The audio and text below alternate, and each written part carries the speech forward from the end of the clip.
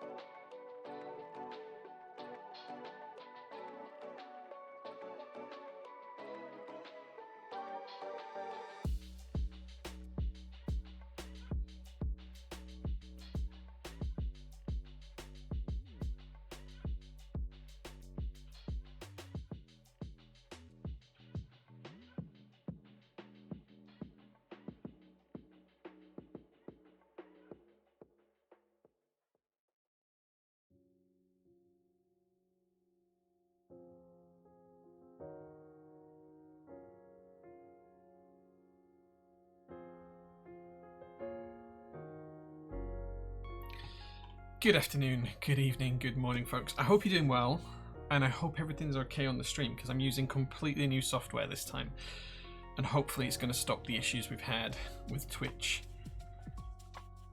over the past two streams. So let me know how the quality is, let me know how the sound is, because I've just tried to copy and paste everything into the new software. So let me know in chat if it's working or if it's not. Good afternoon, Tiggerless, thank you very much for being first. Frankie1001 as well. Storesness is here too. No work and play makes Jack a dull boy. Absolutely. Jehovah in bed, good evening. Thank you so much for being here. It's not evening yet, but we can call it evening if you'd like. A surprise to be sure, but a welcome one. You love a good meme. My Lottie Pony, thank you so much for the sub. I miss you too, my dear. Cherry Waves Live. Hey, thanks for being here, Cherry. Can you do side by side between GAT Type R and lanes? Unfortunately, we've sold out of lanes, so I can't. But we might have. I have one lane switch left, but it has no spring in it because I took the spring out to look at it. So I can't. I will try and get some very soon though. Need a break from interview prep. PT stream is a nice surprise. Nice, nice. Yeah. This is a dual purpose stream. I'm not really fully set up for it yet. The first is to test the new software and make sure everything's working, and the second is to do like a customer's build that I had to do this afternoon anyway. So maybe we just stream it was my thought process. This is Adold. Hey man, good to see you, my dude. Thank you very much for being here. What I'm doing at the moment is I'm just bagging up the key set we used yesterday. So let's try this scene, see if you can see. So effectively all I'm doing is, this is Verdant Retro, I'm just putting all of the keycaps in a bag. I need to order some more boxes, so we're just using bags for now. And then I'm going to get rid of the tubs. And then I just need to take the keycaps off of the Neo60 HE and put the original ones back on. And then we'll start on the customer's build.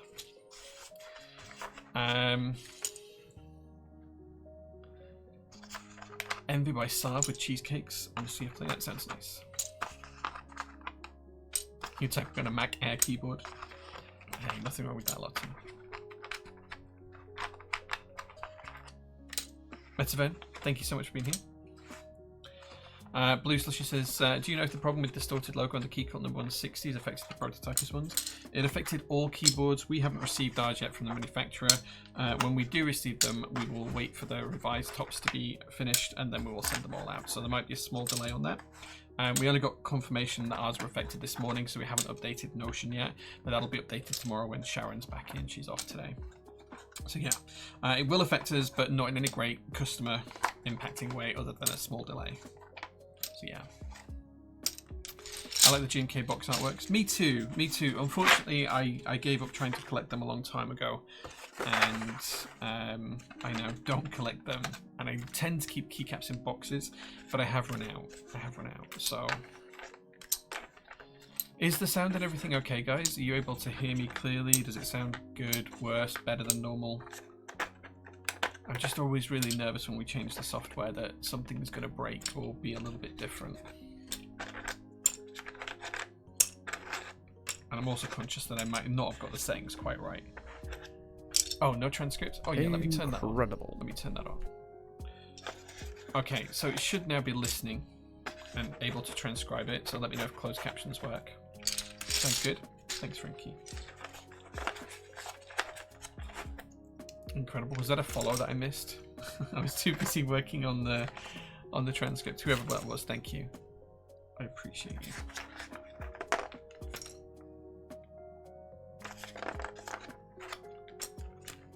Closed captions is working. Good, excellent.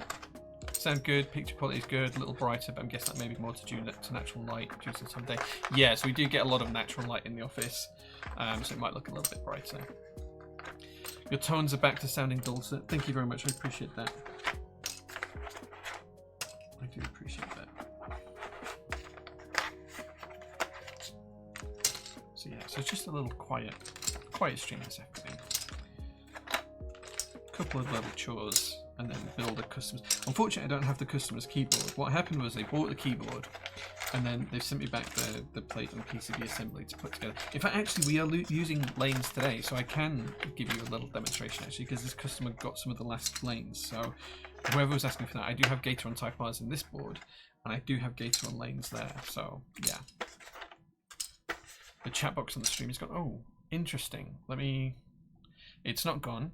It's just me doing things the wrong way around. There we go. There we go. Let's just check it's on this one. Yeah, okay. And there as well. There you go. So the chat box is working again now. Thank you. Do need you guys to point these things out. That was just a hierarchy of orders. It was hidden behind the camera, the top-down camera. So that's nice and easily fixed. Thank you. Good spot.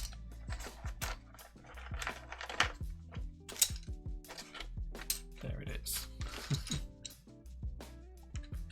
Did you remove the subscroll? I just haven't put it back onto this software yet, Godzilla Waddle. So it was on. So basically what happened was we've had issues with Streamlabs OBS. So I've gone back to just using plain old bog standard OBS, which is fine, and there's nothing wrong with the software. I use Streamlabs because it helped when I did some other stuff to record to multiple sources, but I don't really need that anymore. I just haven't ported that part over yet. I've just concentrated on porting over the microphones, the camera settings, browser sharing, and all of that kind of stuff. The overlays that you see behind us, the sounds. So if someone like follows or subscribes, we should get the same sounds back through as we used to get, and all of that kind of thing. So yeah, I will get through everything else, like the subscroll at some point soon.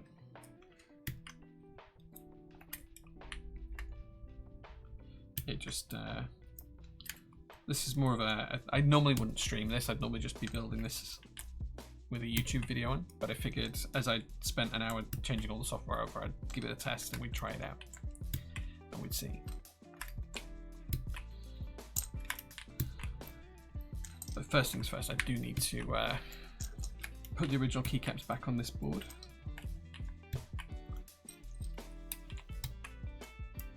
GMK Prussian Blue, this is Prussian Blue, yeah.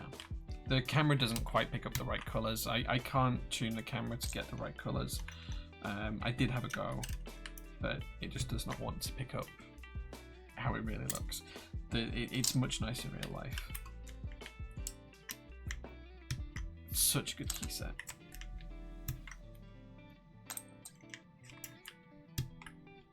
I think Prussian Blue looks a little more brighter blue than on last night's stream and pictures. Got me thinking that'll look very nice on the blue cloud line. Yeah, so the reason why it looks different is because there's a lot more natural light. So usually when I stream on a Sunday evening, it's dark, or if it's not dark outside, I've pulled the blind over and tried to block out the light from the window. But the office has 3 other windows that look out into the workshop, and of course it's bright in there because there's floodlights in the ceiling. So there's a lot more natural ambient light coming in, so it will change the colors that are on the camera. Ideally what I should have is blackout blinds at every window, and then I can control the full color space and light it correctly myself, but that's like a bit OTT just for a couple of times a week keyboard streaming. So oh, how does it sound with proper keycaps?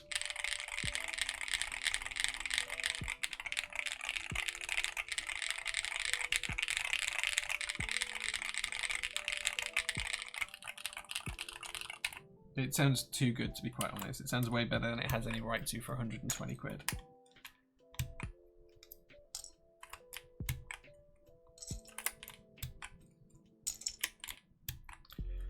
Cute keycap Pollen, thanks. These are made by Turnt Wood. We will have some of these for sale at some point soon. Not this particular one. This is a bright pink one that was made just for me. But we will have some of them for sale. There's all sorts of different ones, with some with wood embedded in the shaft and all sorts of stuff. And they're made by Reggie, who works for Novel Keys as well. But he has his own little enterprise called Turnt Wood, and we'll be selling some of those soon. I just need to take individual photographs and list them, so that should be coming soon. Any ETA on the switches in the cloud line that I've totally forgotten the name of? The Type Rs? Not yet, no.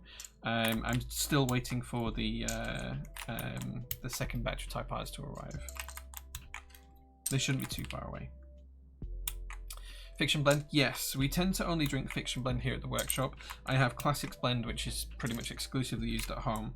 The Sci-Fi Blend is a little bit too light for my personal taste generally, but it is a really good coffee if you like that kind of thing. And then of course we also do the True Crime, which is the decaf blend, which Super Hens has is probably the best to talk about that one. I don't drink it very often, but I am really proud of how we got that to taste. But yeah, Fiction Blend today. with some terrible latte art. Tim heard you chatting away, is now making us coffee, so I can only assume you've inspired him to do so. So thank you. You are welcome, Lottie. I hope you're doing well.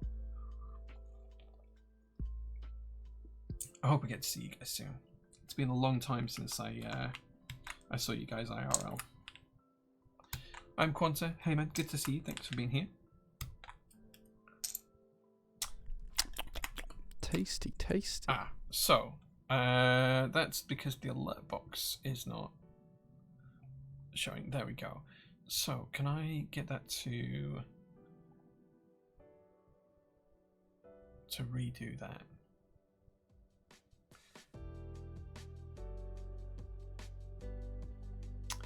Why can't I get that to redo? This is the Neo65 HE. Yeah, we took the original keycaps off and popped a Gym case on it last night on stream, and now I'm just taking those keycaps off and putting the original ones back on, so it's ready for when people come for keyboards and coffee on Thursday. They can test out the board as it comes out the box. Yeah, unfortunately, I can't get it to replay that. This is where I'm trying to learn how to use OBS instead of Streamlabs OBS. Because in Streamlabs I could get it to replay notifications. I can't find the same function in OBS. So apologies. But I think that was Wisdom who subscribed. 14 months. Oh yes, I've got it here. It says whoop whoop, doesn't feel like it's been 14 months. I hope you're having a good day, Jay, and all is well at PT. It's really quiet. That's about all I can say. Unfortunately, Mel wasn't feeling too good, so she's left work early, which is another reason why I'm streaming today.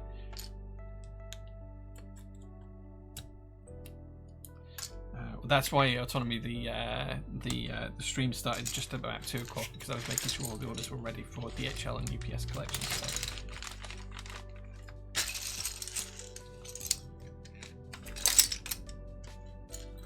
Keep forgetting to order before 2 PM. They say I'll do it tomorrow, and then I forget again. It's been weeks. You do know, Autonomy, that if you order now, it'll just ship tomorrow anyway. Like, it'll go out first thing in the morning. We try to be as quick as we can. What do I think of what so far, Glenn? The Neo 60 HE, Neo 65 HE even. I think for the price point, it's unbelievable. How they can get a board to sound this good and be this well constructed at that price point. It's 115 quid. It's so cheap. How they can have a dead fly. How they can get it to sound so good and look so good at this price point, I have no idea, because I can't produce our boards internally at that kind of price point.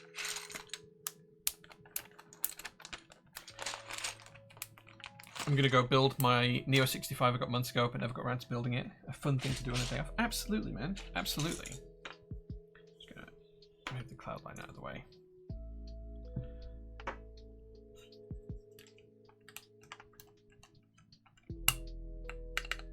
The green is gorgeous. Yeah, these are the caps that I'm putting on that come with it. The caps are not great, but for 115 quid for the keyboard, the switches, the plate, the case, the carry case, the tools, and the keycaps, I don't think you can go wrong.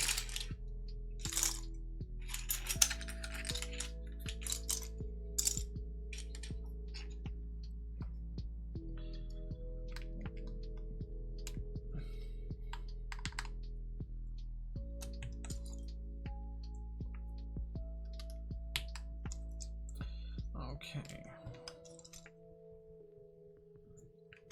I have to work out what half of these letters are now. I'm not a fan of the font on these, I've got to be honest. Is that right? No. Is that supposed to be a 9? That's supposed to be a 9 with the brackets.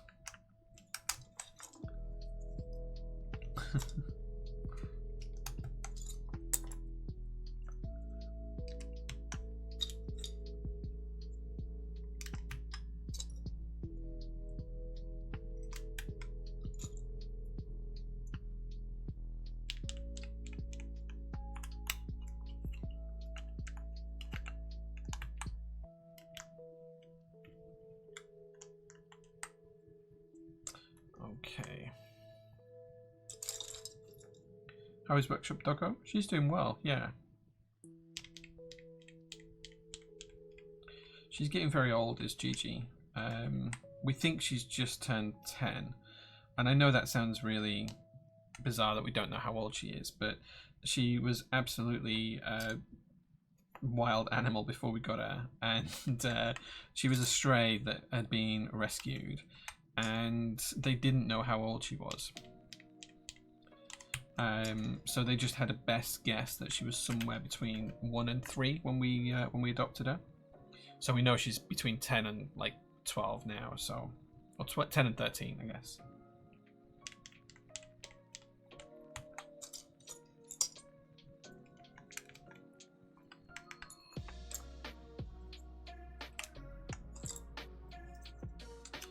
But yeah, she's doing all right. She's just getting a lot slower in her old age. She doesn't want to run around as much as she used to.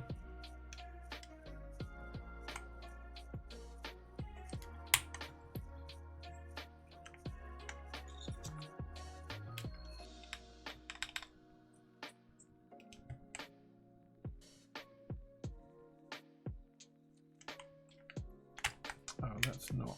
That's a V. I thought it was a down arrow, but it's not.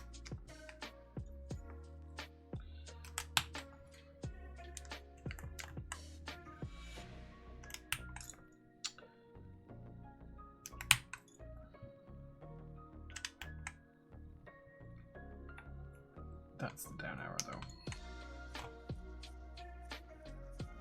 Couldn't get my order over £50. I'm desperate for PBS blanks, but bank account is saying no. Just had like a brush or something, maybe? Like one of the lube brushes or something like that.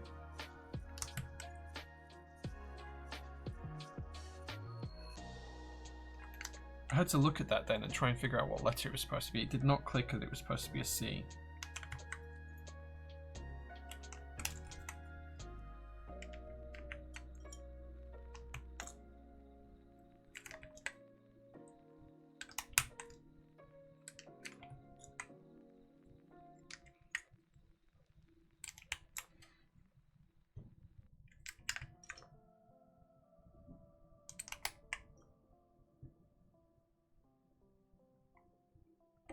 Got these in the wrong places.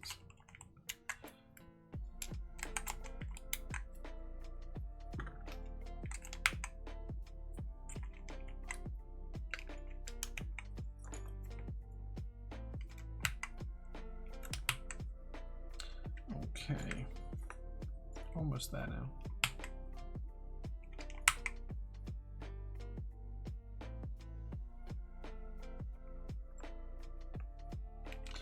Interestingly, the E and the G are almost identical. It took me a second of looking at them to figure that out.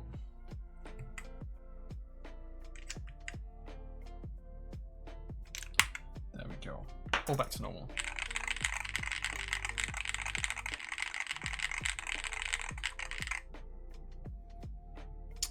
Hey Jinming, thank you very much for being here. I'm doing well, thank you.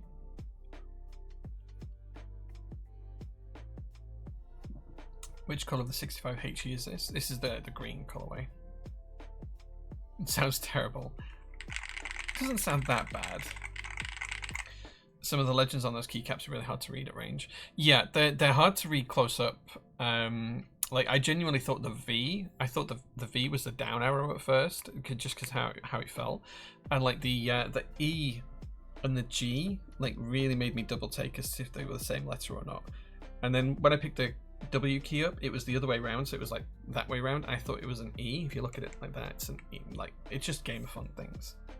But you know, for the price point, I think they're pretty fairly made. Okay, so that's that done. We can pop that to one side.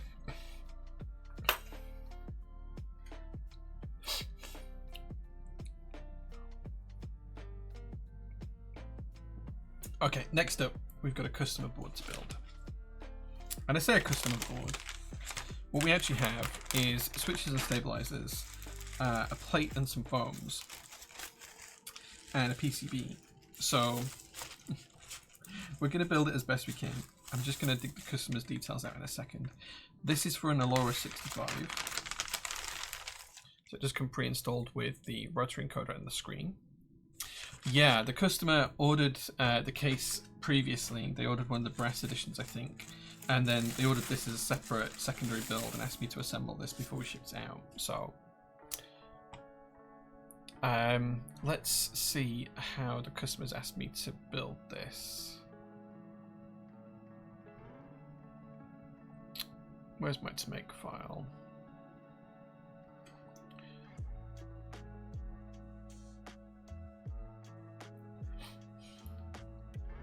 Okay, just going through the customer's email.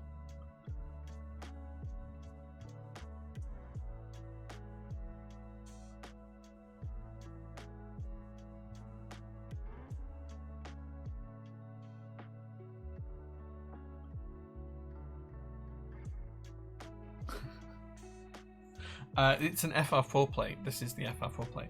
The customer hasn't actually stated how they want this building. The flex cut here is weird. Yeah, I don't know why the Kiko designed it that way. They just did. Okay, so I'm gonna email the customer. And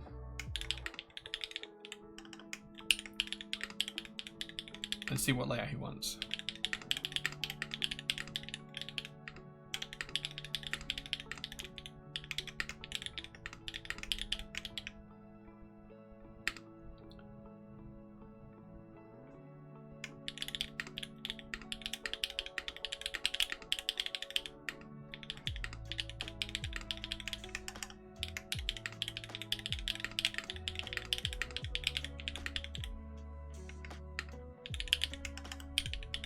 Okay, I've dropped him an email.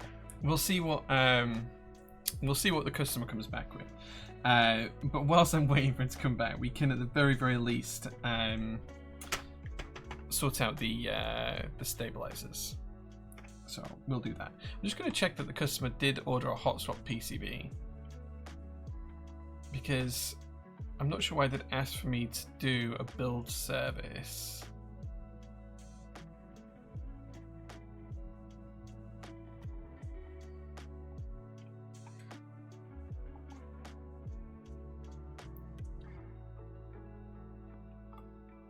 Interesting. Okay, I'm gonna dig the customer's order out here.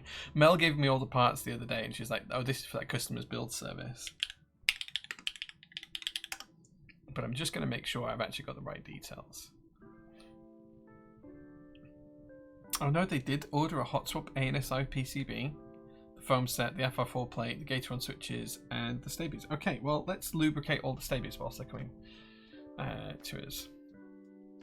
Is it a solder PCB? No, it's a hot swap PCB. I thought it might have been passed to me by the team incorrectly, but the customer did order a hot swap PCB. So yeah, there we go. This has no real function. I think it was designed to be a bit more flexible from a sound perspective, but given there's no matching cutout on the PCB, it's going to be rather ineffective, I suspect. Okay. Anyway, hopefully the customer will come back to us, but whilst we're waiting for him, I can get the stabilizers all lubricated.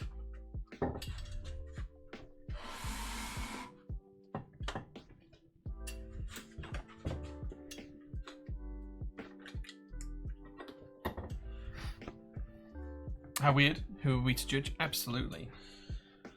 I'm not going to yuck anyone else's yum when it comes to building keyboards.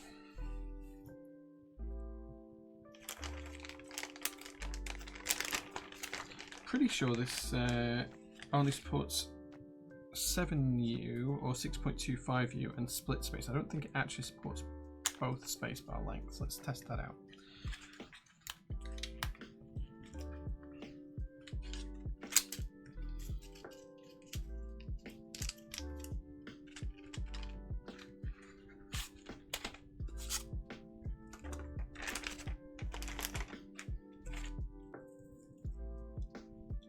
There is no slot for a 7U, so it's going to have to be a 6.25U space, which there is slots for. I'm going to assume he's going to want backspace, but we'll do all of the 2Us just in case.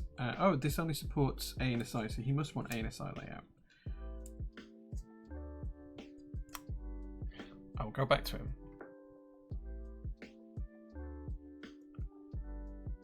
that answers that one. We can only do one layout.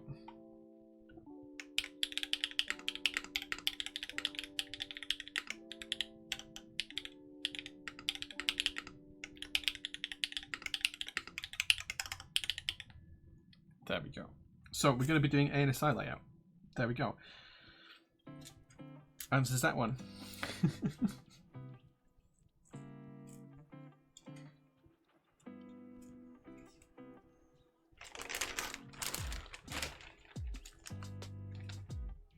You can ask solder related questions anytime you like. I just want Jay's magic touch.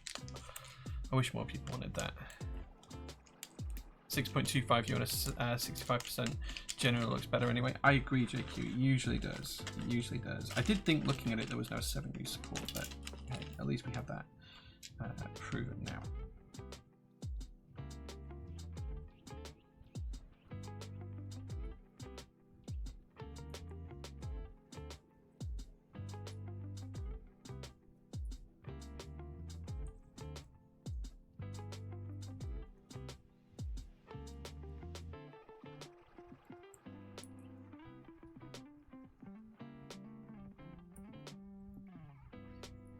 I want that.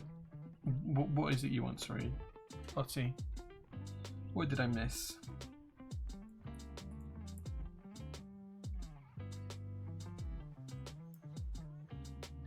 What tool to use for desoldering? I have a Hacko FR307. I'll show you.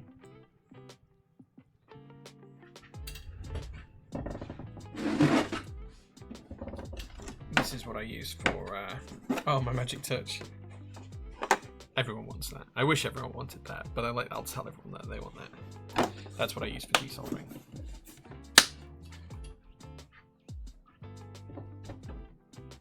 For actual soldering, I use this, which is a pine sol or a clone of the TS100. Okay, right.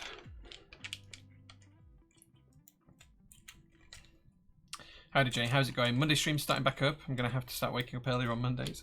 No, I just, after the issues I had yesterday and Thursday with the streaming software, I decided to try some new software. So moving from Streamlabs OBS to just plain old OBS. And as part of doing that, I wanted to test it out today. So that's why we're streaming today. So I'm just going to use BDZ on these wires for the customer.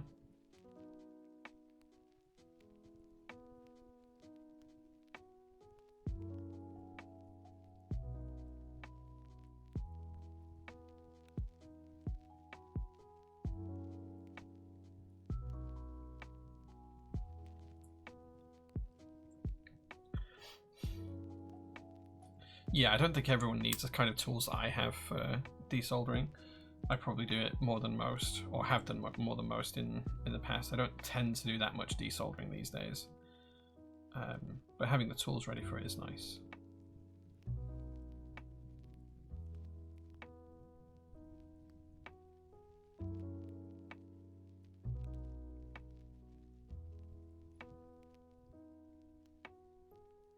No huge bowl of 205 grade 0 chill.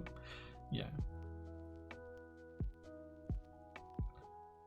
Good tools are good to have for sure though. Yeah, I mean I like to have nice tools for whatever I'm doing. Unfortunately I can't always afford the tools that I want, but rather unable to afford some of the things I'd like right now. But that's alright, that's just the way life goes sometimes. The best money invested in my life. Nice. The Hacko is a good tool. I don't think it's necessarily the best on the market, and I certainly don't think it's the best bang for the buck, but it is nice. It is a nice tool. I used to use some of the cheaper ones, and to be honest, I think I prefer the cheaper ones, but I gave them all away when I got the Hacko, so.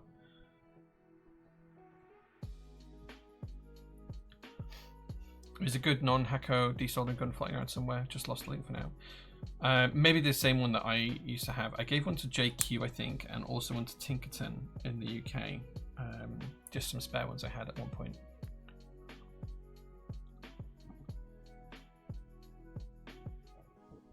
Yeah, JQ. The one I gave you had just been sat in the workshop for like a year or so. So yeah, it will have needed some cleaning and some looking after, but it's a great bit of kit.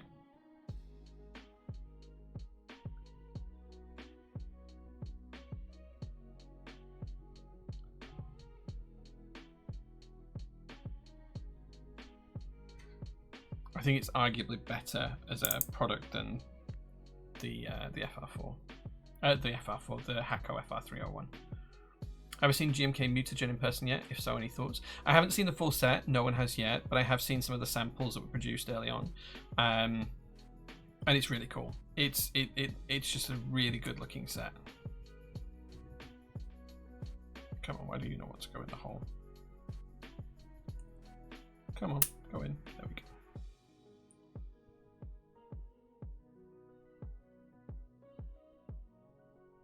That link might be the same as the one I gave you, JQ, or the same type of one. Let's have a look at that link.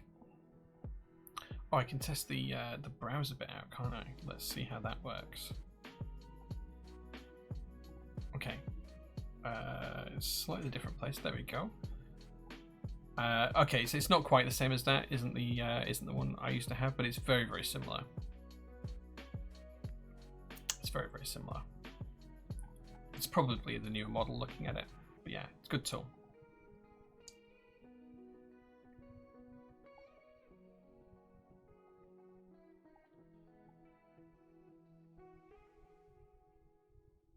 Okay, I think I've done that right.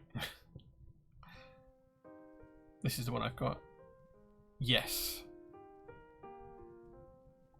Yes. So this is the other type.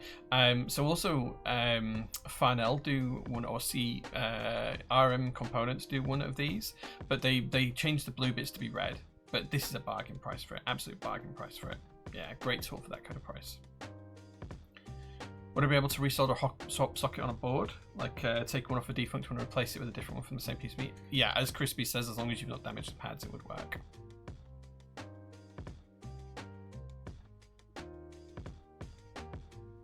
I think that's just the gun. I think you need the heated base station, Gorkus. Like that, I'm pretty sure you just you have the gun, but you need the base station. I don't think this comes with the base station. Like this isn't. Oh, maybe it does. Maybe it just plugs it into the wall. Okay, interesting. I can't imagine that this is particularly powerful, but okay, maybe it is. Maybe it is. They don't have it in the UK anyway. No heating station needed in this model. Fair. Okay, so it's like the Hako one instead of this one. I didn't know if it was just the gun as part of this, because all the base station does on this one is provide suction power.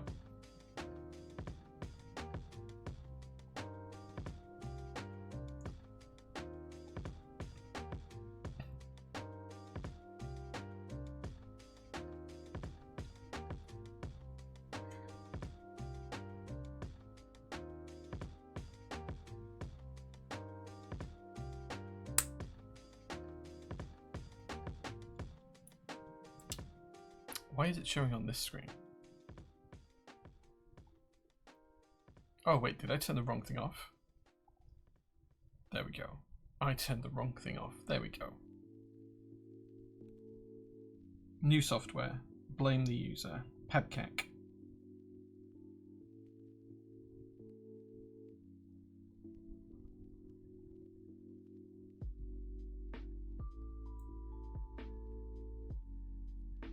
Pump is in the central station. That would definitely provide more power. Worked with a few boards with a standalone one. Yeah.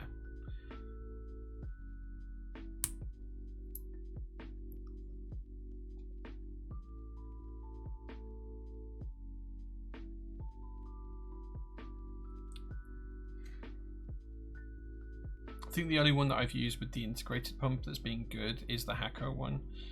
But I do think that the standalone pumps are a little bit better from a servicing perspective and also a user perspective. Makes the gun a little bit lighter, it's more ergonomic to hold. But yeah.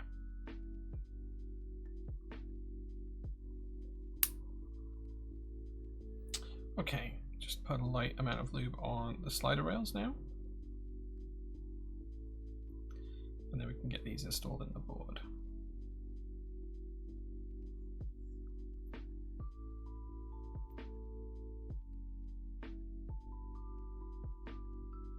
Hi GVB. Yeah, I don't usually stream on Mondays. The only reason I'm streaming is because I had some issues with Streamlabs last night, so I've moved everything over to OBS instead of Streamlabs, and I wanted to test it, and I was going to be doing a customer build this afternoon anyway, one that I wouldn't usually stream, but I figured why not stream it.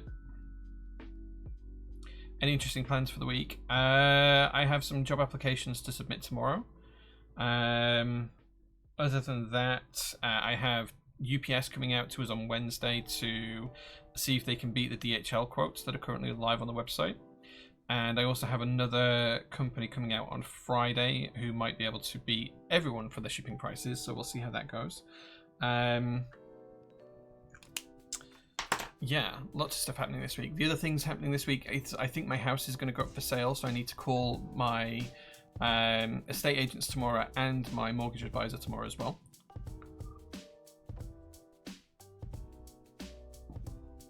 XHTBDZ is correct. This is one of the Omni-type lube pens.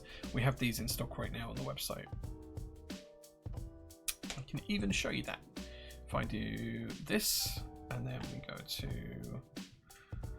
we just search lube pen, it should find it. There you go. We've sold out of the 205 grade 0. I'll have to get some more of that ordered in. I didn't realize we'd sold it out.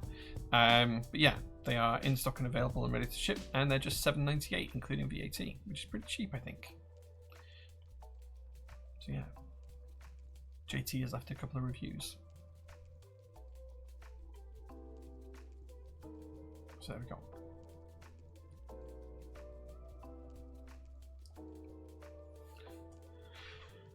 As long as they don't incorporate every. No, it's not every. So the shipping company that we're looking to move to would do more through Royal Mail than we currently do. The issue we have with Royal Mail is that they won't collect from the PT workshop. They refuse to do it. So it's really frustrating because where PT's base is right on the outskirts of Bradford, and Royal Mail won't come to us here because it's on the ring road, and there is a service charge for all business related vehicles going around the ring road. Now they come here anyway to deliver, but apparently the collection van isn't something that comes into this area, and they won't do it unless we pay extra, which I didn't want to pay for collections because we get them for free with DHL and UPS right now. So, but the company that we're looking at, they can offer like a consigned thing where they will just come and collect and distribute it out for international orders to DHL and UPS.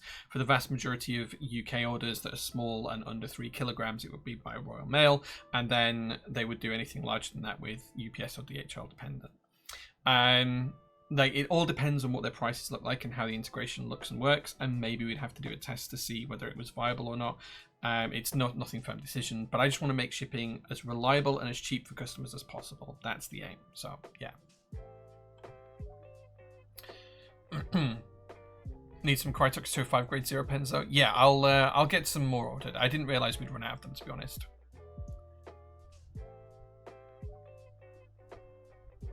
It crashed last night, right? Yeah, so the stream on Thursday and last night just kept dropping every now and again. It dropped like 2 or 3 times. Don't know why. Doesn't seem to be an issue on this end, but it seems to be an issue between Streamlabs OBS and Twitch, and I can't get to the bottom of it, so I've uninstalled Streamlabs OBS, and now we're just on straight OBS, and we'll see if that fixes it.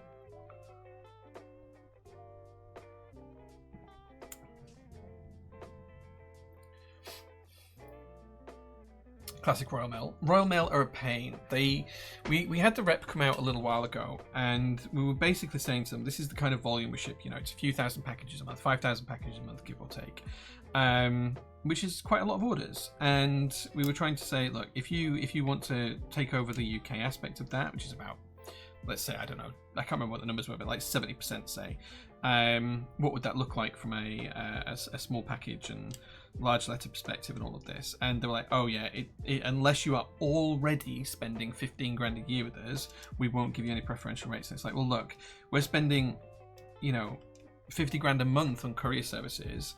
The odds are that you would start to pick up the vast majority of that if you take this on. Why won't you look at this? And they're like, oh no, because you're not already spending the money with us. It's like, well, I'm not going to spend the money with you unless you're able to offer some preferential rates. And it's like, oh, just up and down. So yeah, so we'll see. So UK would be forced to use Royal Mail? No, you'd have a choice at checkout. You'd be able to use a Royal Mail or courier service. Don't think these are going to stay in the board while I turn it upside down. So we're probably going to have to do these stabilizers one at a time, I think. Yeah, I thought that'd be the case. That's right. Whoops. How did I drop that?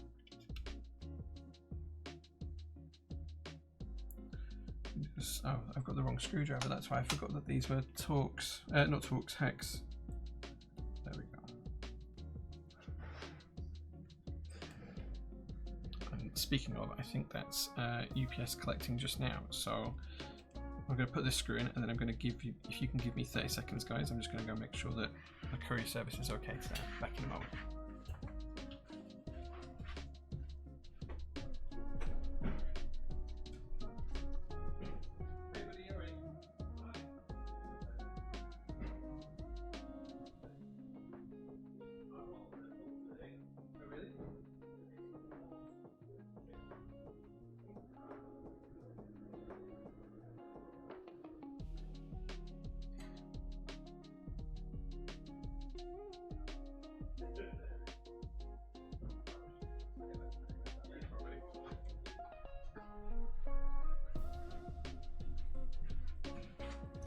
Our friendly UPS driver.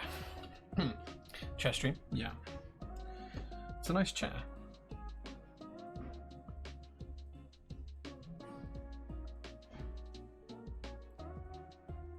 Was on holiday with the family last week in Home Firth. That's just around the corner from here. Was going to drop by for a coffee morning but fell ill, so couldn't make it. Gutted as my 9-year-old son was super excited to come along as we live in Brighton. It was a perfect chance to meet you, and he's going to show you his 65 CU. But oh, nice! That would have been really cool, man. I'm sorry you couldn't make it. I hope you're feeling better now. My chair is quite opinionated. What did it tell you to do?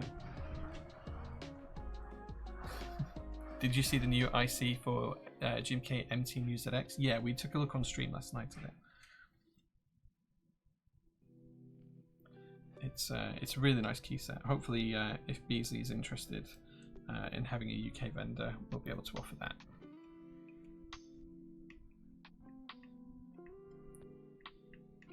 Buy more international kits. Dude, like, if I made all of the international kits we've got in stock 50% off, would you all buy them? Would you all buy them? Because I just kind of want rid of them, and obviously we can't afford to give them away because there's like 50 grand's worth of stock. But if I made them 50% off, do you think they'd sell? Just to get rid of the older ones, not like new ones that we just put in stock, but the ones that have been sat around for a year or two, or 3, or 4, or like the Alpine ones since 2020. Chair said bye. You should all buy. Subbed and not even following. Typical. Thank you for the follow, man.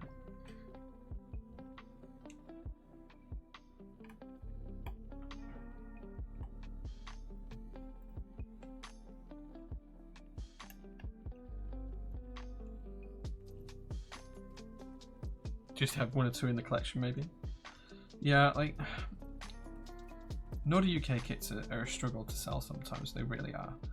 And then we try and do the right thing and buy them out, and then no one buys them anyway. And it's like, okay. And then you try and bundle the keycap set and the Nordic UK kit together, and then you just get complaints that you bundled them together.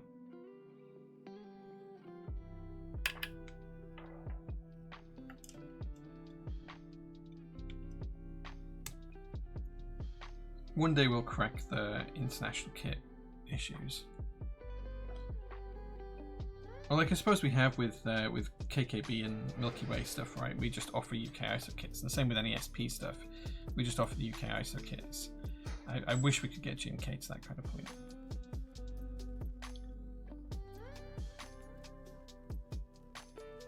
What 2 are you looking for, Jehovah? I bought at least 2 sets when they're bundled. Yeah, I appreciate that you do, dude, but not everyone does, unfortunately. And we tend to get complaints about them being bundled from people who don't want the international kits. You buy the international kits, you want all your letters to be on the keyboard. Nice, man, nice. Like, I genuinely appreciate that, and I wish we could do it for everyone. I really do. I'm just going to see if the owner of this board has emailed me back. likely at work.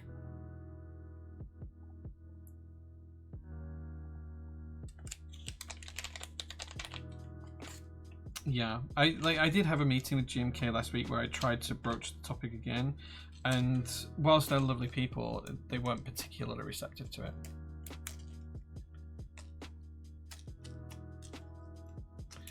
No ink kit equals no buy. Yeah, I get that. I get that. I wish we could do more for it. I really do. Okay. Now, to put the foams down.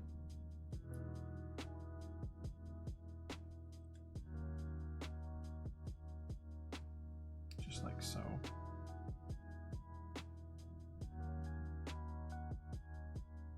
Okay. We can take the plate and we can start to pop the switches in.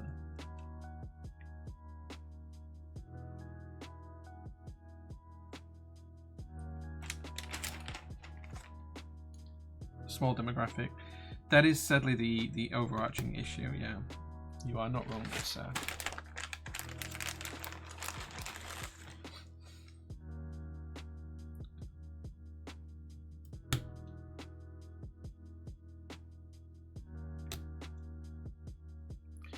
How do stabies compare to Knights Type Plus? Never had a power in hand. They're pretty good, to be honest. I would challenge anyone to be able to tell what stabilizers are in a board in a blind test. Like if I built 3 boards with the same switches for the same keyboard, let's say, I don't know, like a JO1. I built 3 boards with the same switches, let's say Type Rs or Gator lanes, and I gave you each keyboard to try. One had stabies, one had Type Plus, and one had Knights. And they were all looped nicely and tuned nicely. I don't think many people could actually tell the difference. I think it would be less than 1% of people who could tell the difference. And if you could do it once, I'd say it was probably luck rather than skill.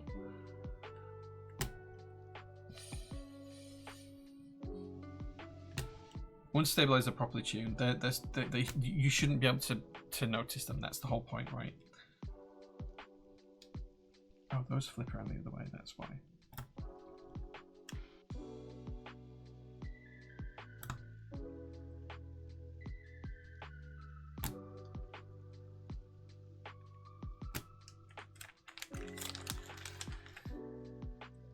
Is there a reward for getting all correct? Maybe when we do the open day in a couple of months' time, we'll have like a blind stabilizer test. And we'll see if anyone can actually tell the difference.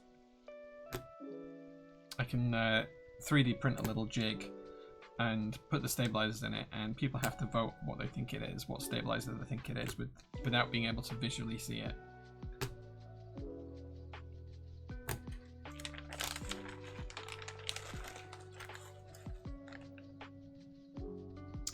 Hey Jay, I've noticed some pretty nice cars in your leaving the shop videos lately. What are you driving these days?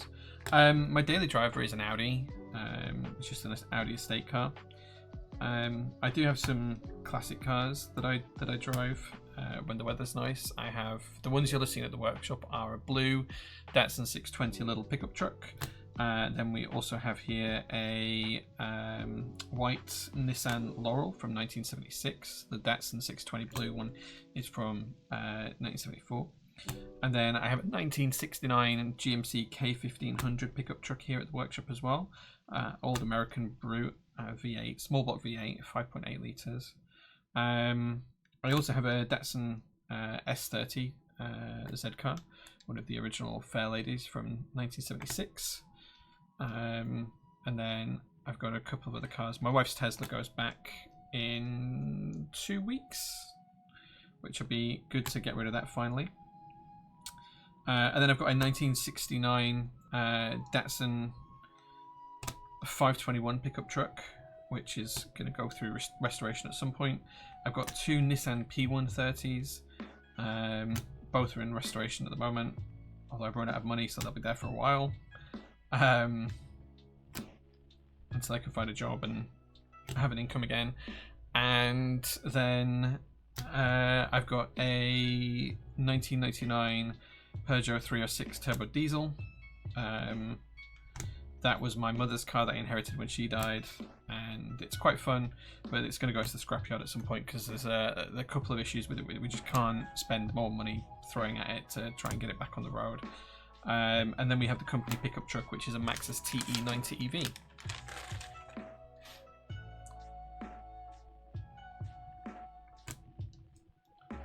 Is the white Audi an RS6? No, it's an RS4. The RS6s are a bit too boat-like. They tend to have a little bit drift in the corners. They're just a bit too wallowy and big and heavy. The RS4 is a little bit of a better balance for a sports car in my personal view.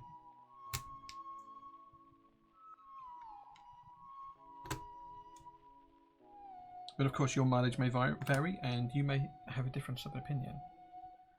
I've been collecting cars since I was 18, so I've had over 50 cars now. I don't know an exact number. It's well north of 50 cars. Just noticed split the space bars. Shane, there's no case. Would love to see a finished build with the case included. Yeah, unfortunately the customer's case is already with them, and they wanted me to build this so that they could put it in their case. So yeah, RS6 should have stuck with V10, maybe.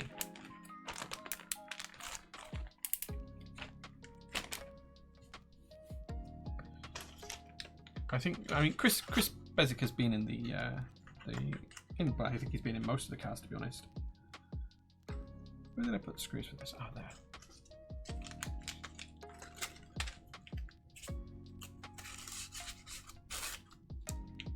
Yeah, I think you've been in most of the cars by this point, dude.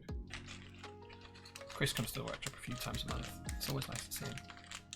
What's my favourite Switch right now?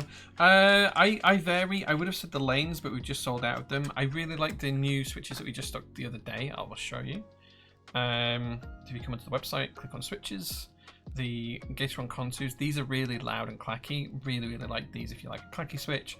There is still some lanes in stock actually. The other ones that I really like at the moment are the Gateron X's. Both the R4 and the R3 are really nice. The Gateron Orange switches are really good too. So yeah, we don't have too many in stock at the minute. But yeah, those are what I would recommend right now.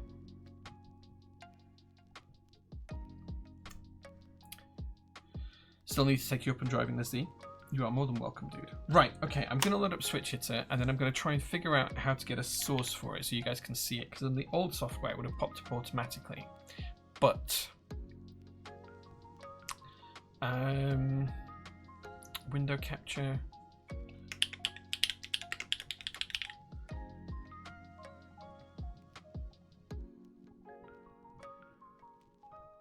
Okay. So apologies because I'm doing this live. There we go. So if I close that off, it should disappear, and then if I reload the software again, it should pop back up. There we go. Cool.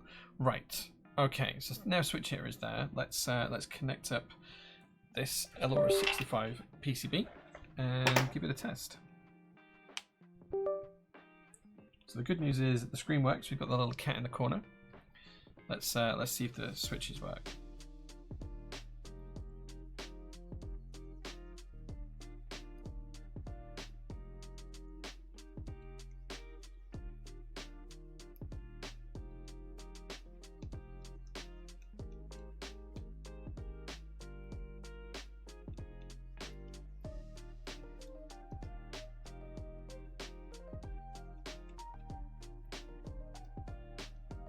I think these are FN keys. Yeah.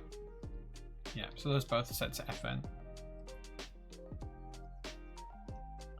It's all working. That's giving us a response, but it's not set to a key. Okay, so those are all working.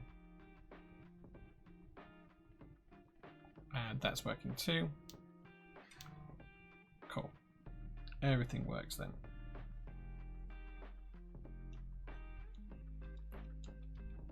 You can see the cat is now animated to walking because we were typing. Cool, excellent. That's already working. Which means I can now wrap this up for the customer and we can get that shipped out to them first thing in the morning.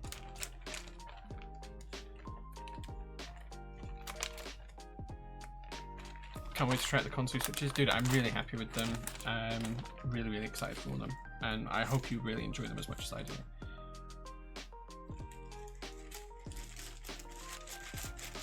What do you use royalty-free music from YouTube or where else? We use Harris Heller Stream Beats through Spotify directly, so it's desktop audio that's playing at the moment. What I hear in my headphones is what you guys hear.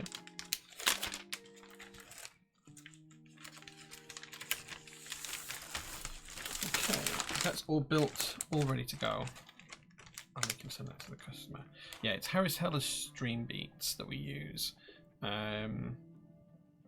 Copyright free lo-fi music for Twitch streams, YouTube videos, and nap times. It's a Stream Beats official playlist. Yeah. You should be able to find that on Spotify directly. Cool. Well, that customer build did not take very long because I thought it was going to be solder, and it was hot swap. So that was nice and easy. Okay. I guess then it's time to do a bit of a Q&A. If you guys have got any questions for me or anything you'd like to know about me or PT or anything that we do, ask away and I'll try and answer your questions. I'm just going to put this to one side for the customer. That can go back. And just a reminder as well, Bleaks are selling out. Pick one up before you miss out because they are really, really cool. This is where I've asked you guys to ask questions and no one actually has a question for me. Little Oranges for a Bowl collab? No, yeah, they were designed by Bowl with Gator on. They're pretty nice switches. I think we put them in 2 builds on stream. I can't remember what the boards they were, but yeah, we definitely put them in a couple of builds. But yeah.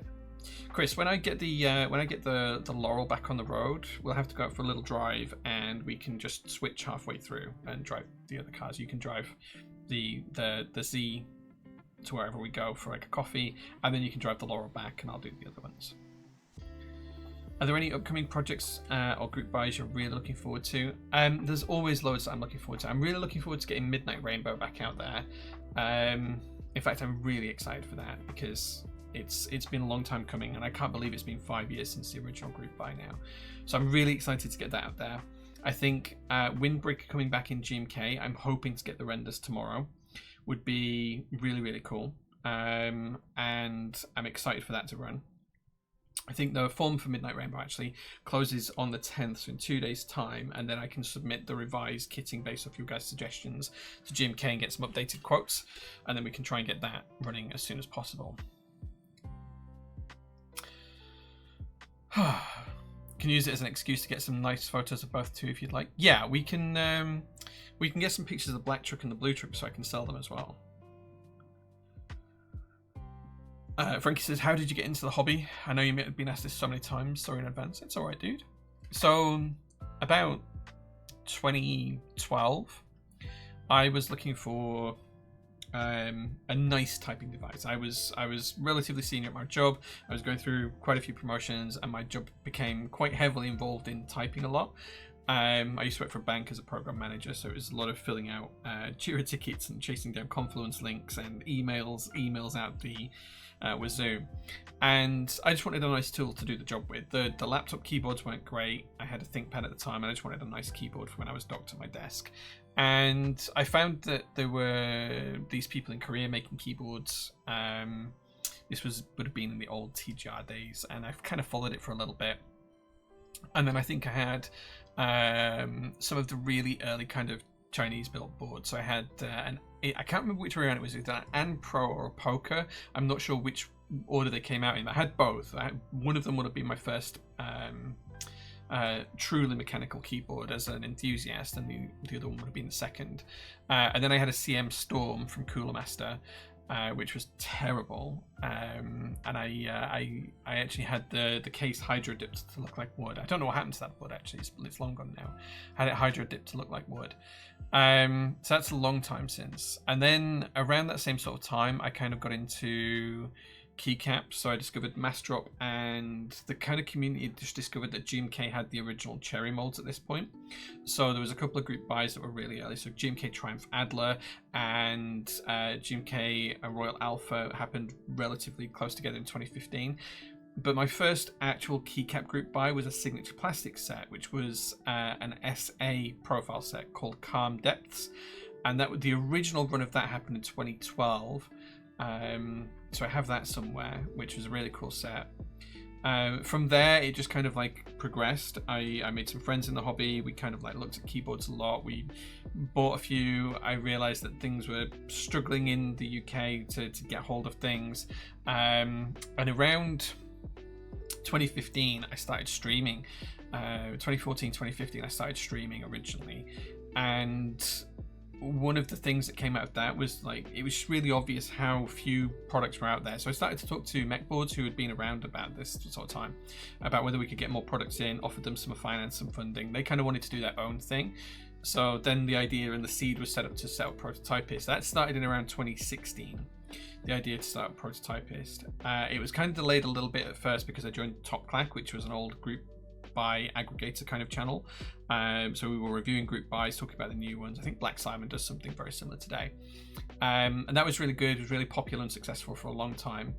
And then in 2019, I decided that that was the time to set up as a vendor. So in January of 2019, I started to... Well, actually, a little bit before this, in 2017, we did the original JL1 group buy, which was way more popular than I thought it would be. We made 20 boards, it sold out, or 17 boards, and it sold out. It was way more popular than I thought it was going to be. And that was kind of my first foray into design. And then we did GMK Midnight Rainbow. And then around the same sort of time, we did the JO2 as well. And those were all agreed before Prototypist was set up, so they all ran kind of outside of Prototypist with other vendors, Canon Keys and Novel Keys, and other vendors. And in 2019, I knew I was going to start PT. Kind of like I'd already been working with One Creative Mind for the logos and everything else. The name was already done. And sadly, my mum passed away in the March, and I'd been planning to launch the company in the June, and I'd booked a trip to the US to go to the Seattle Keyboard Meetup in June 2019. I did still manage to go to that, but my mum passed away a couple months before, so instead of being able to launch the company at that event, the company kind of like fell to the wayside for a few months. I did go to the event. I had a really good time. Met up with, all the guys from Top Clack and loads of designers. Heine Bush was there, and Upas from Canon Keys was there, and Baron was there from Smith and Rune at the time. He's now got his own thing. And it was just really cool to meet up with all those people. Mech Merlin and tons of others. A million people I'm forgetting. But because of like my mum passing away, I kind of like didn't get I had so much to sort out with that. I didn't get around to sorting the business out. So we got Prototypist started on the 1st of November 2019, which means that in about 9 weeks time, it is our 6th anniversary, which is kind of crazy and mental. So yeah, that's pretty much the story up to now. Meetup soon, isn't there? Autonomy, yes, we're doing an open day stroke meetup here at the PTHQ. There is a form you can fill out on Discord to suggest a date. We've got 3 suggested dates: 25th of October, 1st of November, 8th of November. It'll be here at PTHQ. We're going to get the cars out of the workshop and tuck them away somewhere else. We're going to have some tables set up so you guys, excuse me, so you guys can bring your own keyboards, like 1 keyboard each, and display them. We're going to have some PT stuff on display. We're going to have free coffee. We're going to have some discounts. We're going to have some exclusive products. We'll have little goodie bags maybe if we can sort that out. So no date set for it, but it's not going to be too far away. And then anyone who's part of the SPC, our Twitch subs, you can see below details of that. We're going to have like an after party here at the PTHQ. I think we're going to have some drink, order some food, have a really good time for like however many SPC subs turn up. So yeah. Wisdom says, what's your biggest keyboard ick bugbear, either community related or customer or even manufacturer or designer? Okay. Whew. Okay, I think there's a few here. My biggest ick from the community is gatekeeping things that don't need to be gatekept. I think that's the biggest first one. People will often say, oh, you shouldn't design a key set because you're new to the hobby. I think that's a bit bullshit. I think everyone should be able to design stuff if they want to do. As long as they learn in the right ways. Like, I think a little bit of gatekeeping is good. Like learn things in the right ways. Don't just assume you can slap some colors together and make a fortune, because that's not how it works. From customers, the biggest, we don't have that many customers who cause us an issue. Like 99.99% of our customers are amazing people. They're fantastic. They're lovely. The biggest customer ick I have is chargebacks. People who do chargebacks without even speaking to me first. They'll just order a product, have it delivered, and then charge back and say, item not up to standard or whatever it might be. Really frustrating. Manufacturers not sticking to their agreed timescales and their agreed QC constraints. So when you sign a contract with a manufacturer, you usually have a listed document of things that will pass QC and things that will fail QC. When they don't stick to that, it really frustrates me, and I tend not to work with those manufacturers again unless they put it right in a really good way. Designers, most designers are fantastic in this hobby. I rarely have issues with designers. I think the biggest bone of contention with designers and vendors is usually payout of royalties. And historically, when PT first started, that tended to be more in the case of royalties were paid out as soon as the group buy closed for all of the units that we ordered.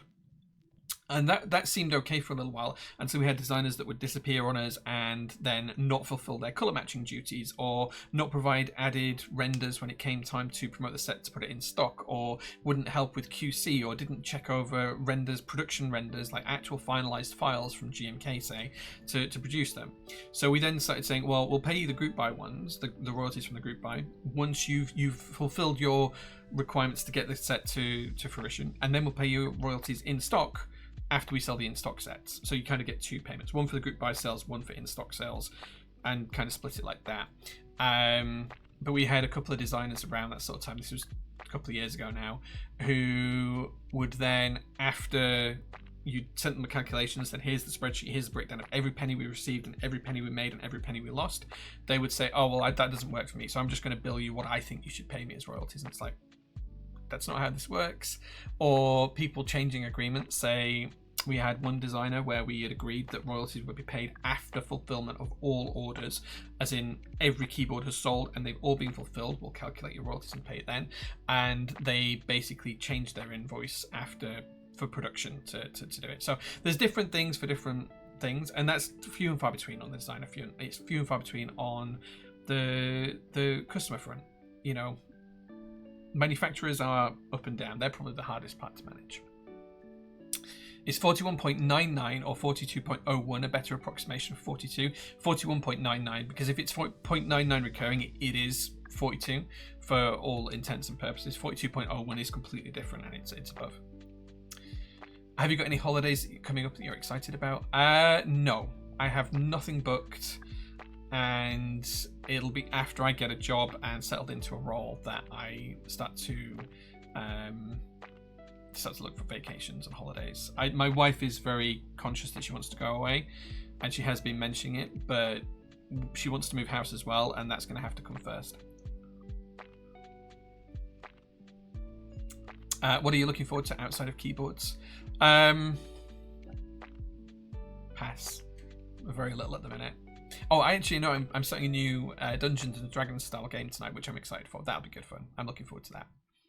These are Gator on lanes. Yes, Niku, yeah. Jehovah says, did you expect PT to become what it has, or did you think it would be a small niche project sort of business?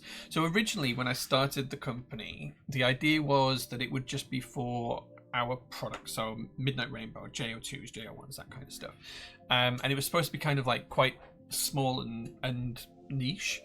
And then a couple of people who I was speaking to at the time, they were like, oh, do you want to run this project? So one of the first projects we did was some desk mats for the really bad wildfires at the back end of 2019 in Australia. So we did these mats for the Wildlife Association and the Wildfire Association, sorry, in Australia. And someone just approached me and said, oh, do you want to sell these? And that was kind of one of the first products. And most desk mats, we don't sell a huge number of each colorway in the UK, maybe 50 at a push if we're lucky. Most desk mats, we sell like 10 or 20 of each design. And for those we sold hundreds of them, mainly because it was generating cash for charity, I think. And it was really, really nice. It was really nice. And when the packages turned up from China, a box of 20 desk mats is big box, and it's heavy, weighs like 20 kilos. And we had boxes of those in the spare bedroom, and on the landing, in the hallway downstairs, in the kitchen, in the living room, in our own bedroom, in the spare bathroom, and in my home office, and in the garage. And my wife was like, you need to get a workshop, or you need to find some sort of retail space for it. And as soon as we made the decision to move to a retail space, it was kind of like, okay, we really need to actually push this. So then it became a case of finding new products to sell. And at this point I still had a day job, so I was kind of like doing it on evenings and weekends, and it just grew from strength to strength. And I didn't really anticipate us being where we are today. I never intended for it to be this big, or for us to be the company we are today. It was always supposed to be kind of like small side of desk, keep a day job, and yeah, it just happened to grow. High vis behind us stands out so much. That one down here is not high vis. No, high vis is actually at the top somewhere. Yeah, high vis is at the top. If I, I'll show you.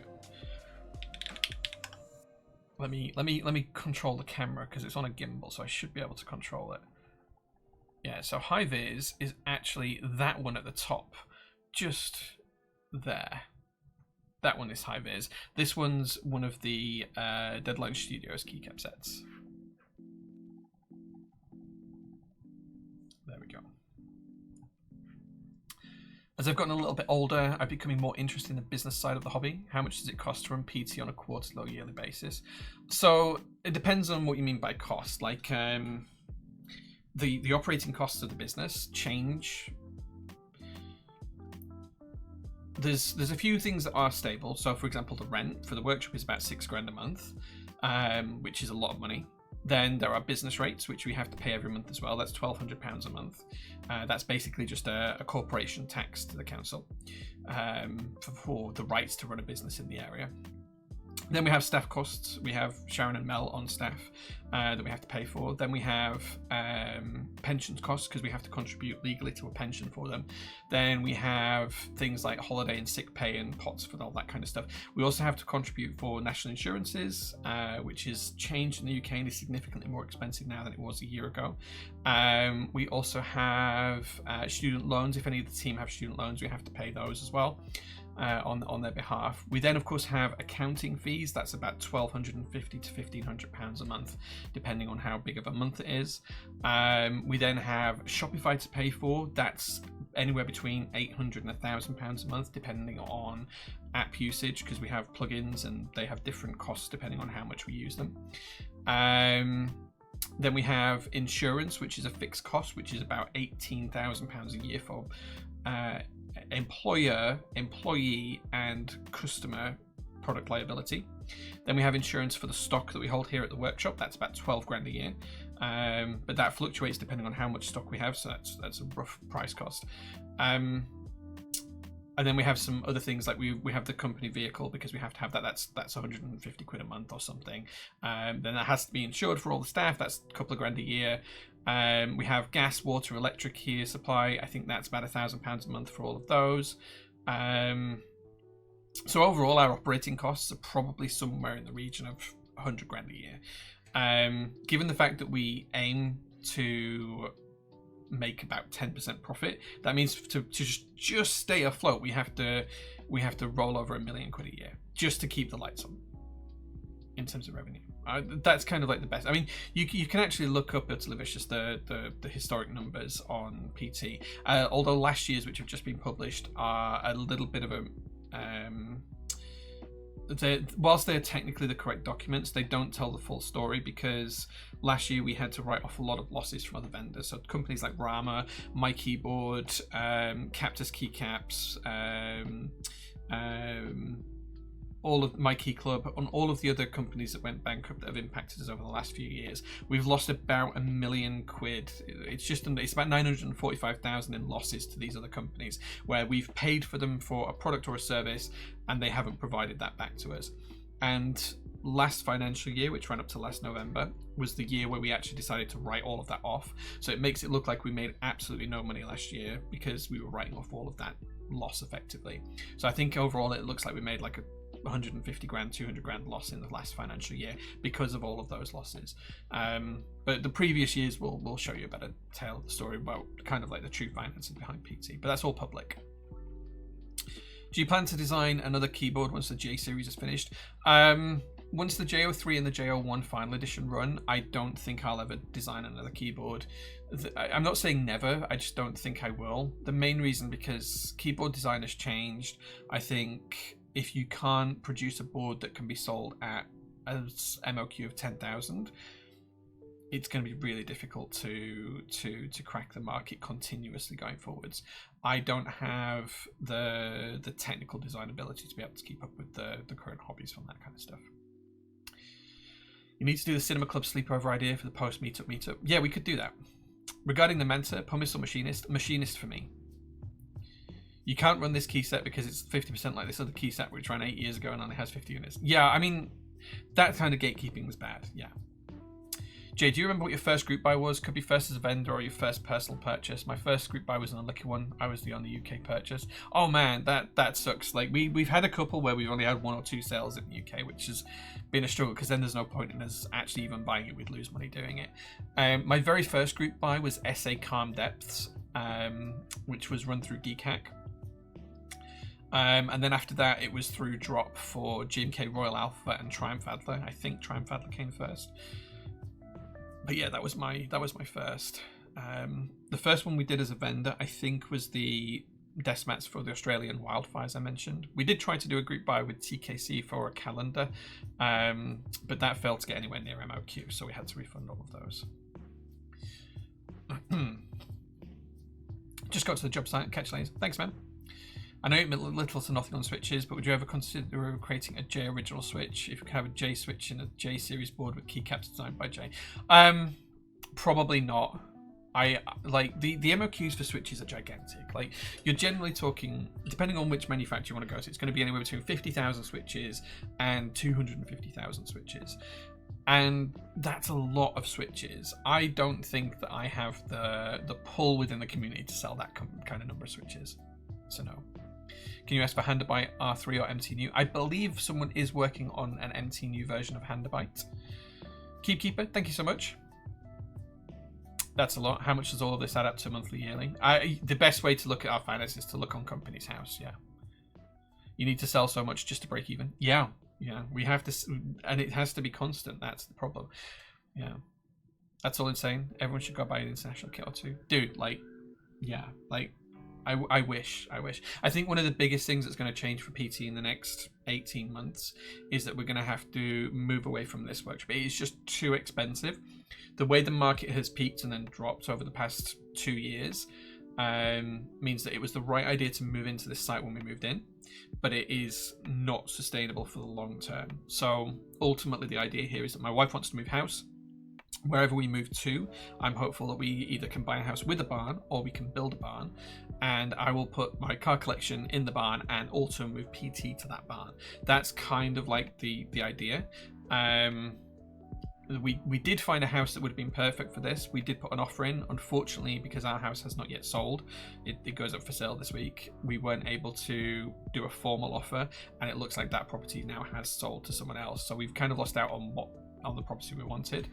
But the plan is now for us to just sell our house, whatever, and live with family for a few months until we find the house that we want to buy. Assuming I can get a mortgage. With no income, getting a mortgage is not easy. Everyone should go buy an international kit or two. Yeah, I wish everyone would buy out the international kits. That'd give us some cash back in the vaults. PT in a barn, proto barn. I mean, that's kind of what the workshop is when you think about it. It's a steel building. It's basically the same as a barn here. If you move the business to your home extension on your home, what does insurance look like? It'd be really expensive. No, yeah. So the insurance would probably be cheaper for the business insurance because it would be smaller. We'd probably have less stock and all of those kinds of things. But our home insurance would probably increase, but that should be manageable. Why can't we do group by price ladder like Mastrop anymore with the exception of DCS ball blanks? So because it's really complex when you're trying to do it across multiple vendors. SIP. So the other thing as well is when you buy into a group buy, you pay the price. If you buy a key set off me today, let's say you buy GMK Mutagen, let's say that's 100 quid or whatever. and then that doesn't make MOQ and I refund you. We lose about 10% of the value of the order on refunds. So you might get refunded £100. It cost me £110 to make that refund after you've paid it. So because of that, doing partial refunds from one MOQ down to another to save a couple of quid isn't really viable. And what vendors do is we actually club together to decide how close we think we're going to get to a certain MOQ, and we price it already based on whether we think it's going to hit the 250 MOQ, the 500 MOQ, or the 1000 MOQ. Like, we will all have a discussion together, worldwide vendors, and we'll say, where do we think this is? How many sets can you definitely contribute? How many sets can you definitely contribute? And we'll kind of have an agreement roughly whether we're going to hit MOQ organically through extras alone, or whether it's going to need group buy sales before the group buy starts. And that may change up or down, but the vast majority of group buys, I think in the last 50 GMK group buys we've done, there has been no change. Like the MOQ that we've priced at, when we've set the pricing for the retail price, that's where we've actually ended up paying GMK for. So there isn't a price drop to hit, unless it sold more, but it didn't sell more because we're pretty much nailed on. The only reason that those were useful in the past, where you had a tiered drop, a sales increase, the price came down, was where you didn't know how many you were going to sell. But by and large, vendors have a good handle on how many sets are going to sell these days, and we're not typically far wrong from that. So it's already priced at the lowest MOQ we expect it to hit, and I think maybe I don't think we've had any that's smashed the target by that much since 2022. So yeah.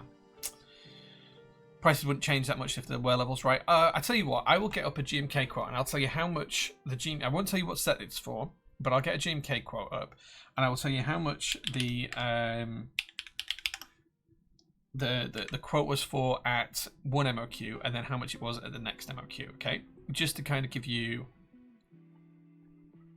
a view. Okay, so at 250 MOQ, the set I'm looking at was €99.33 at a 250 MOQ. It cost us €99, okay?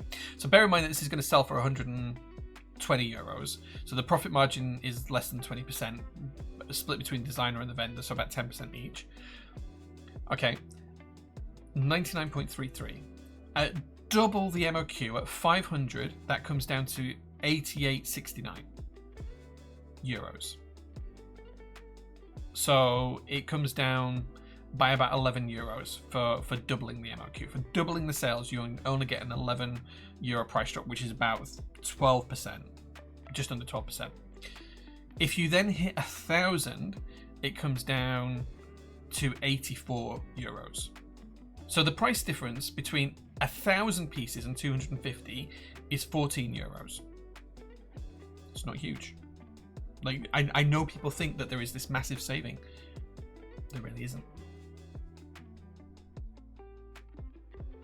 That's just a base kit. That's just a base kit.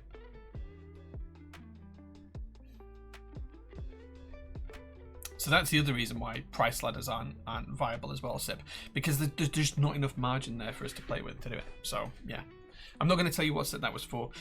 If you want another example, this is for a child kit. So this is for a child kit, okay? I'm not going to tell you what type of kit. You can have a guess. The child kit at 150 MOQ is $23.78. At 250 MOQ, it's $21.12. At 500 MOQ, it's $19.46. So between 150 and 500, so 4 times the number, it drops down by €4. Child kit is like it could be like a novelties kit or a numpad kit or a Colvrat kit or Spacebars kit, yeah. So yeah, so everyone thinks that like vendors are making mad bank. We're really not. Like the margins on like this set that I'm talking about here, the retail price I think in the UK is not gonna even net as €20 per base kit or $20 per base kit. Yeah. So yeah, like yeah, Like, I make no money from doing this at all. I don't even make anything. I can guarantee that if you have worked a single day in the past year, you have made more money than I have. Like, I can guarantee that. It's such a bizarre thing, but yeah, like if we were gonna, like, most businesses wouldn't even get up in the morning if they weren't making 50% margin on the production cost of something. But that means if we were doing that with a GMK product, it would have to be close to €200 or $200 or £200 to make a 50% margin on it, and we just can't charge that kind of volume. So yeah, it's kind of crazy.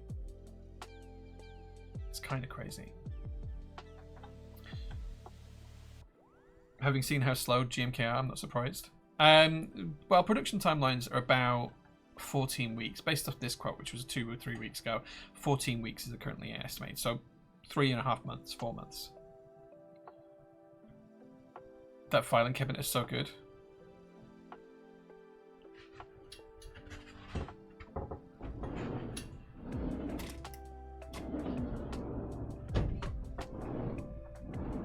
It's just full of keyboards. They go all the way back.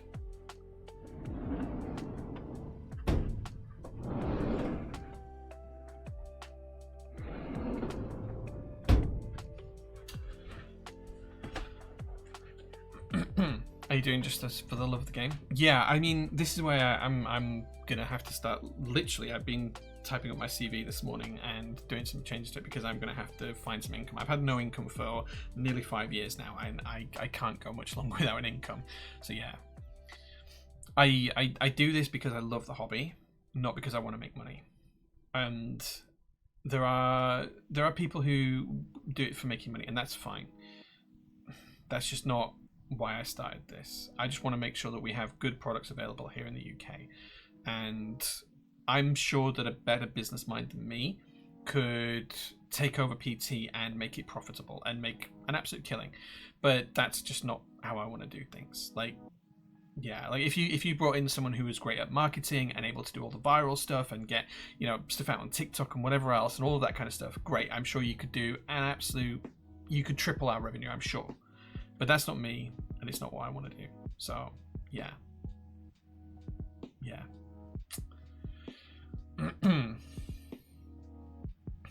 Maybe considered slow, but the quality is damn good. Rather be good quality product to take longer than be rushed and have faults. Yeah, so GMK was really, really slow at one point. When I first started in the hobby, the first group buys took about 4 or 5 months from GMK. So Royal Alpha, I think, was about 4 or 5 months, something like that.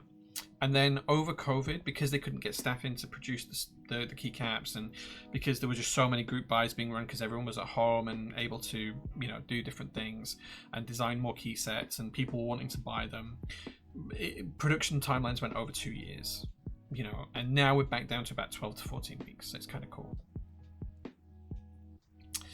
There will be no changes to PT ruffle saw when like PT from a what's the word, a consumer perspective, from a you know, purchasing perspective, you won't notice any difference whether I go back to work or not. Orders will still ship in the same amount of time. Group buys will still happen. The whole of PT will run as it does today. It won't change just because I go back to earning a salary. Just, yeah, it won't affect it. It won't affect it. There will be no discernible, like if I hadn't told people I was going to be doing this and I'm going to start looking for a job, if anyone has, you know, if anyone knows a company that needs someone with my skill set, let me know. But yeah, if I wasn't going back to work, no one would be aware. No one would be aware. We love you, Jay. Thanks, man. I appreciate that. As someone who has never bought a GMK set in their life, is the quality worth the price point? I think yes. And I'm going to say that because I'm the vendor, right? But no, on a consumer basis, on a consumer level, if I was going to look at, try and be objective about the cost of GMK keycaps, do I appreciate the price point? I think they feel it's more expensive than what they really are. And what I mean by that is, you have to remember they're produced in Germany to German standards with the high cost of production in Germany. So when you compare a company like Keykobo, who can produce a key set for $80, $90, and you look at GMK where it's $120, $130, the cost of producing something in China is significantly lower. Materials are cheaper, staff is cheaper, there are fewer environmental concerns. In Germany, where GMK is based, staff are more expensive. The cost of doing business is significantly higher. The insurances you have to have, the environmental studies that you have to meet and requirements you have to meet, all of that kind of stuff is significantly higher. So bearing that in mind, I think that GMK keycaps are worth it. I do think that they are the best Cherry keycaps on the market. They are the de facto standard of the Cherry profile. Cherry invented the molds and GMK bought them in 2011. So the molds that GMK uses are the de facto Cherry standard. They are the molds that were created for Cherry to produce Cherry keycaps, which is where the name comes from. Every other company who produces Cherry keycaps is making a cloned product at this point. So do I think they're worth it? Yeah, you're buying into history, you're buying into provenance, you're buying into German produced engineering, you're buying into a high quality product produced outside of China. It's going to cost more. Do I think other people are catching up? Yes, I think that if you look at Key Cobra of 2 years ago and now, I think Key Cobra's quality has improved, the price point has come down, and they're becoming more and more popular. I think if you look at Milky Way keycaps, the same as for them, although they don't produce their own keycaps anymore. They're catching up. They actually outsource their production now, I believe. And if you look at companies like Keyreative, they are also pushing the boundaries of what's possible on new keycap technologies. So yeah. Let's catch up with chat. Are you going to get hit with mega burnout though? No. As crap as COVID was from a site-based working point of view, it was brilliant. Same amount of workers now, less busybodies around. Company kept giving out freebies, no traffic into and out of work. Yeah, I don't know what you do for a living, Jehovah, but it was fine in my industry at the time as well. I think I preferred it, to be honest. Compared to bad clone quality Chinese mass production caps, yes it is. I agree. GMK have a history and a head start too using the Cherry molds. They haven't had to fight a better alternative either like everyone else has. Not yet. See you later, Lottie. Thanks for watching. With Cherry moving production to China, how long till GMK do it too? I don't think that you will ever see GMK produce GMK CYL or MT New in China. Maybe they would do a smaller, cheaper tier of production in China, but I think CYL and MT New will always be based in Germany.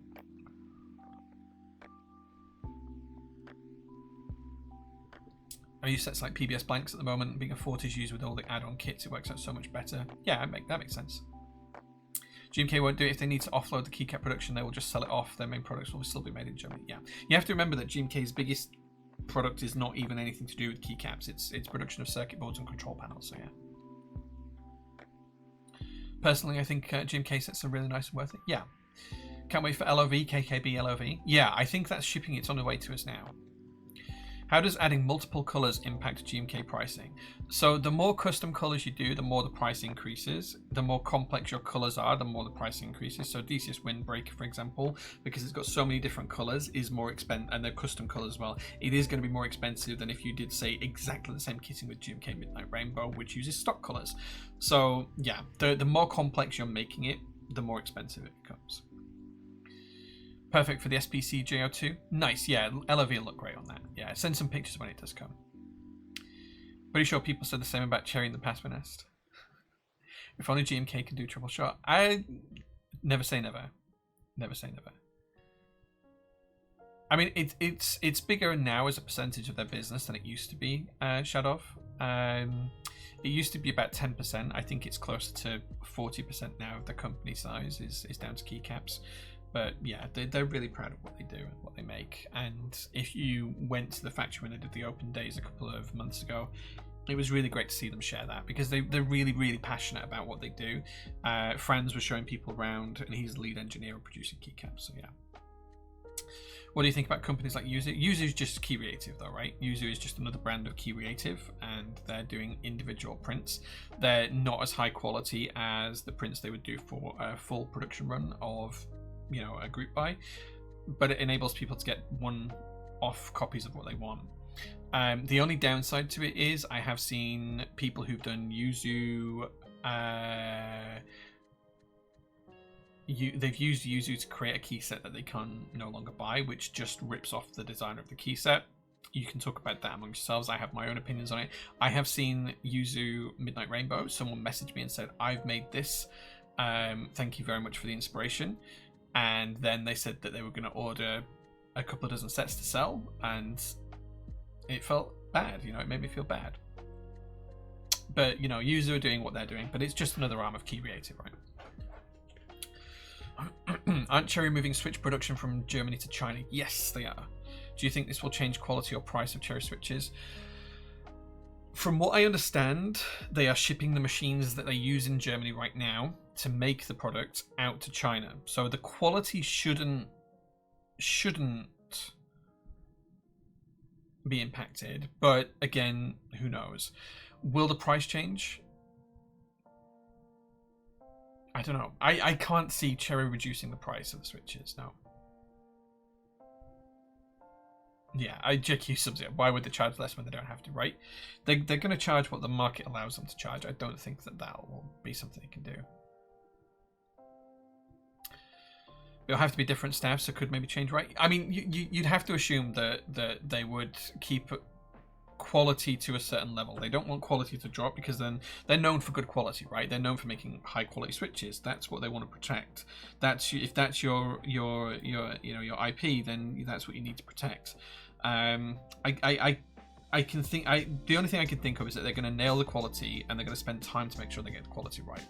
I don't think they'll drop the pricing though. I can't see them increasing in price now. I don't think that will happen. I think they'll keep the same pricing, but I don't think they'll drop it. Can see why some parts of GMK would move to China for production. I think if GMK was to introduce if you think about car companies, you've got companies like Toyota that sell Toyota cars, and then Toyota also owns Lexus and they produce higher end cars. If you imagine GMK is the Lexus producing CYL and MT New, I can absolutely see them having like a cheaper brand like a Toyota that may be produced in China. I can absolutely see that. I think that'd be a really good idea. I think they could do a lot with it. I think they should do more with LP19, which is the other profile that they have that no one ever uses and no one ever sees, but they do low profile LP19. They should do more with that as well. At least Key Creative is innovating with the whole double shot die sub technique using Cap MV Classic. Yeah, it's fantastic. I've got some of the sample caps downstairs. Every time people come to Keyboards and Coffee on a Thursday, they always rave about how good those keycaps look. They're fantastic. Be interesting to see how much the price goes up for us in the US with tariffs. 34% I think is the tariff on products made in EU. Makes me wonder how much prices in other regions are rising to offset the US prices as much. In keyboards, I don't think that's going to be a thing. I'm not increasing our prices for UK customers based on the new cost to ship things to the US customers, and I don't think any other vendor in the hobby is. Companies like Sony, who increase the price of PlayStation everywhere else to keep the US happy, that's a very different kind of proposition. So yeah. Tariffs are interesting. I've seen some companies stomaching the cost of the tariff to keep sales viable. We don't have enough margin to do that. We don't have enough margin to do it. But what we are looking at is making sure that customers can pay the tariffs. Like if you've got a product where you sell it, you produce it for $10 and you sell it for $20, and the tariff's going to be $3, maybe you can afford to absorb that cost because now your production is $13 and you're selling it for $20, so you're still making $7 profit instead of $10 profit. Maybe that's fine. Here for us, like if we absorb the tariff, we'd be paying customers to take the sets away from us. So yeah, if they move the production to China, wouldn't it be the China tariff, not the German one? Yes, it would. Yeah. When that happens, it will be. Just make them pay for it. They voted for it. Yeah, but at the same time, JQ, the other side of this is that about 30% of PT's business has now just disappeared and completely gone because no one from the US dares take the risk about whether they're going to get charged tariffs or not. So whilst we are charging them the same and they may or may not pay tariffs, it will impact PT and other business. If you choose not to address it in any way, shape or form, you've got the fact that you're going to have less revenue and less custom. There are companies I know that based in the UK that sold exclusively to the US and now their business is dead. They are literally looking at closing down because of tariffs. It's scary times. I don't know how much about Switch production, but I could imagine staff would be a factor. Personally, where I work, our factory are useless, constantly making mistakes. But that's from a warehousing distribution point of view. So most of the once the material's loaded in the machine, there is very little manual activity needed to keep Cherry's Switch production on track. I've been to the factory, I've seen them produce everything. They have a reel of steel tape that is stamped, pressed and punched that creates the leaves. They go into a big box and they then get sent off into a big hopper. They have a machine that injection molds the top housing, and one that injection molds the bottom housing, and one that injection molds the stem. And then they have another machine that produces the springs off of a steel strand. And then they have another machine where robots literally take these piles of bins of individual components to another machine. They load up hoppers, and then the hoppers automatically produce the switches after that. So a lot of it is automated. I think as long as they get the machines to function the same way as they do now, I think they'll be fine. Alligator on Type R is worth the hype. Yeah, we're restocking them because they're good. Okay, cool. Right, it's nearly 4 o'clock anyway, guys, so I'm going to finish up streaming now. I've been talking at you guys for a couple of hours, and this was only supposed to be a test stream to see if the new setup worked. Thank you so much for watching. I really appreciate you all being here. I'm going to head home now, have some dinner in about an hour, and then I've got to be back here to play Dungeons & Dragons in a couple of hours. So I will see you guys then.